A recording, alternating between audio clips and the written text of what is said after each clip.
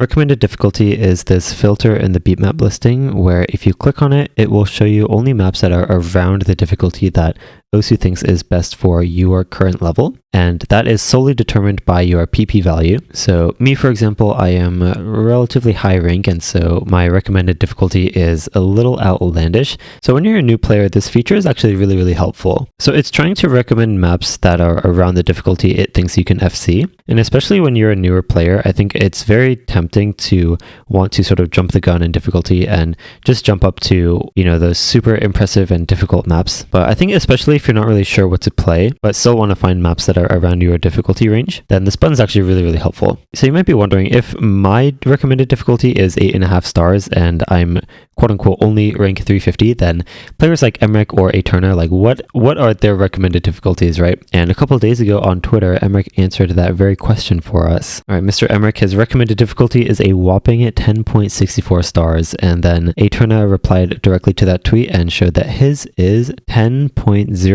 And then he has this little reply: time for you to play for PP again and bump it up to 11 stars.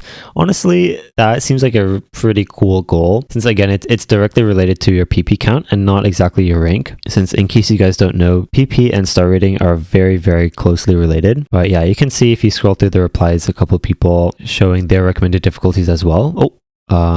Okay. I remember talking to a couple of friends about this not too long ago, and they were like, oh yeah, when I was a new player, I used the recommended difficulty feature a lot, and it was actually really helpful to me. And they said this, and I kind of agree, where it seems like the recommended difficulty button is not really something that's used that often, or it's not really talked about when it comes to finding new maps. So just kind of making this video to showcase the feature in the first place, and I would definitely suggest at least giving it a try and checking out what maps show up when you click it. And again, it's all sort of in the name of playing around your difficulty level and around the maps that you can FC, but are still a little challenging for you. But yeah, that's about it.